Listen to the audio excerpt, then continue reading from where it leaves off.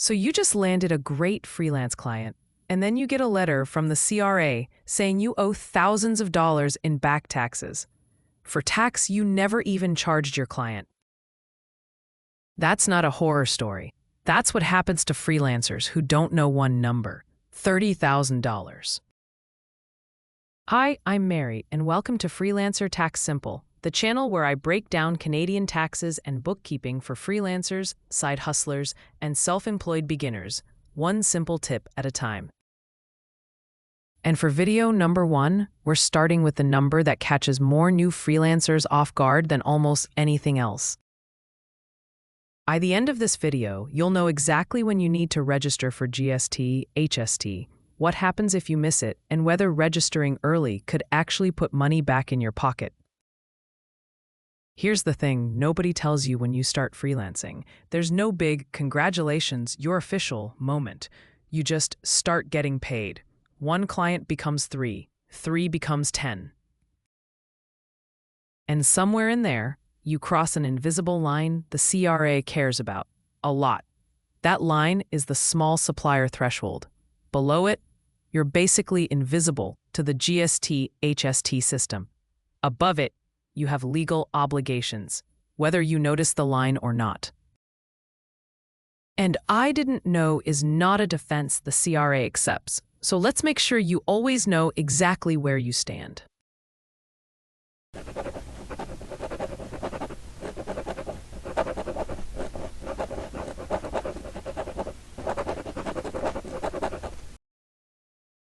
GST is the Federal Goods and Services Tax, 5% across Canada. In provinces that combined it with their provincial sales tax, it's called HST, and it ranges from 13% to 15% depending on where you are. Here's the part that confuses people. This isn't your tax. When you charge GST, HST, you're collecting it on behalf of the government. It sits in your account temporarily, and then you send it to the CRA. Think of yourself as a temporary middleman, not the one footing the bill. The danger isn't paying this tax.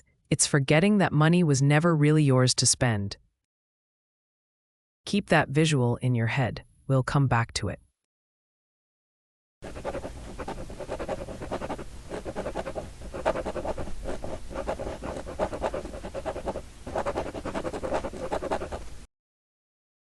Now, the actual rule. You become a small supplier, meaning you don't have to register, as long as your total revenue from taxable sales stays at or under $30,000 over any 4 consecutive calendar quarters. That phrase trips up almost everyone. It is not your calendar year.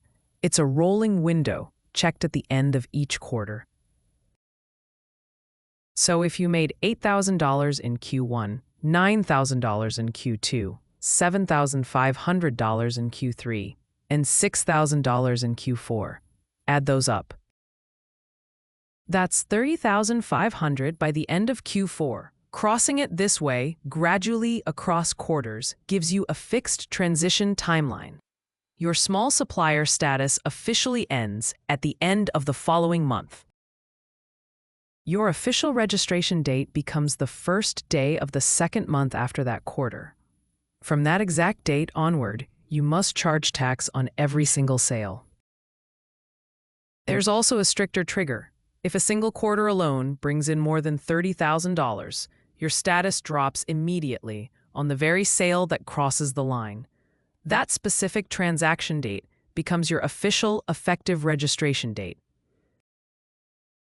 Or both rules, the CRA gives you 29 days to file your paperwork, but your tax obligations always track back to your effective date.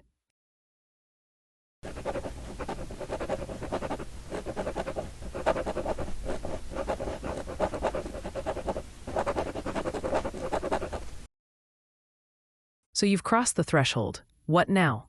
Once your effective GST/HST registration date is triggered, the CRA generally gives you 29 days to complete the registration paperwork. But here's the catch. That 29-day window is for registering. It does not always mean you get 29 extra days before charging tax. If you cross the $30,000 threshold gradually, over 4 or fewer consecutive calendar quarters, you usually stop being a small supplier at the end of the month after the quarter where you crossed the line. Then you start charging GST, HST on your taxable sales from your effective registration date, usually your first sale after that small supplier period ends. But if you go over $30,000 in a single calendar quarter, there is no extra breathing room. You must charge GST, HST on the sale that makes you exceed the threshold.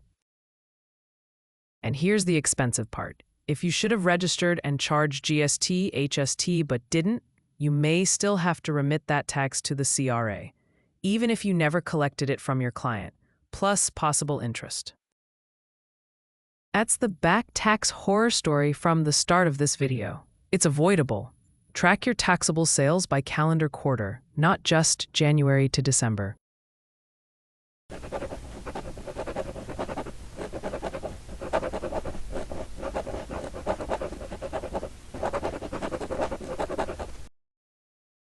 Now here's something many freelancers don't realize. You may be able to register for GST/ST before you hit $30,000 voluntarily.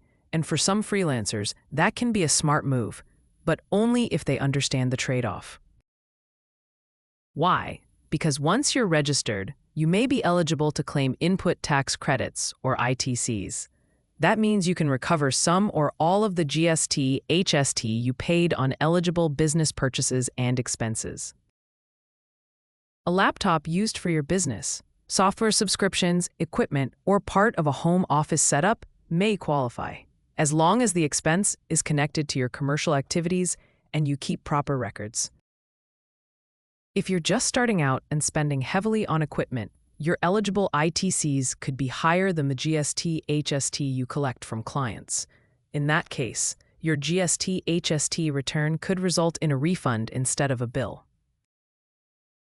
Voluntary registration often makes more sense if your clients are GST, HST registered businesses, because they may be able to claim their own ITCs on the tax they pay you.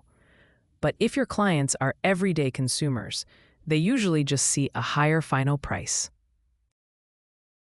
And remember, once you register, you also take on the filing, charging, collecting, and remitting responsibilities, even if you were still under $30,000.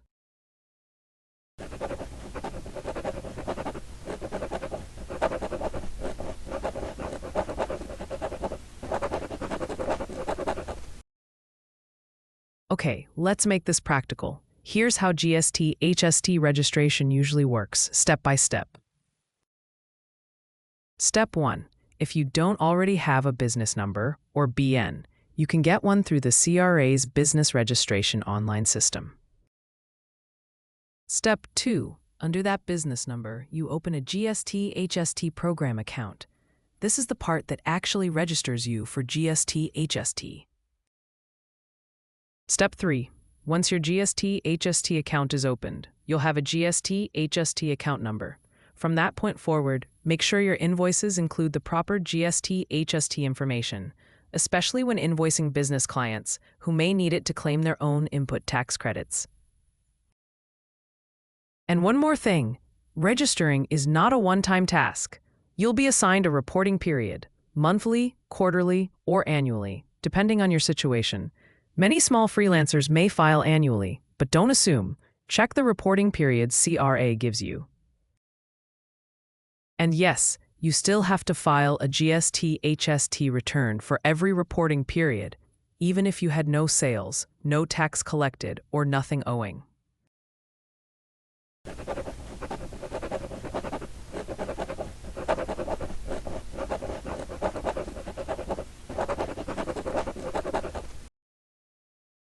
Three quick mistakes to avoid.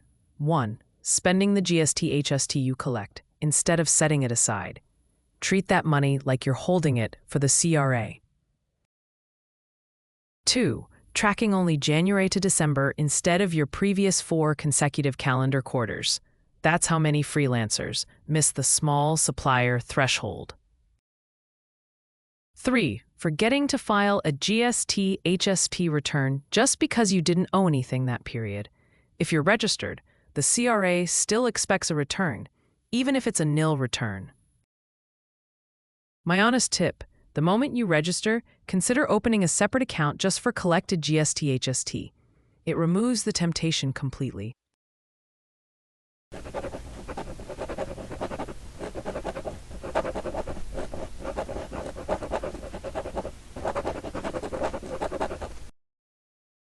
So, track your taxable sales over the previous 4 consecutive calendar quarters.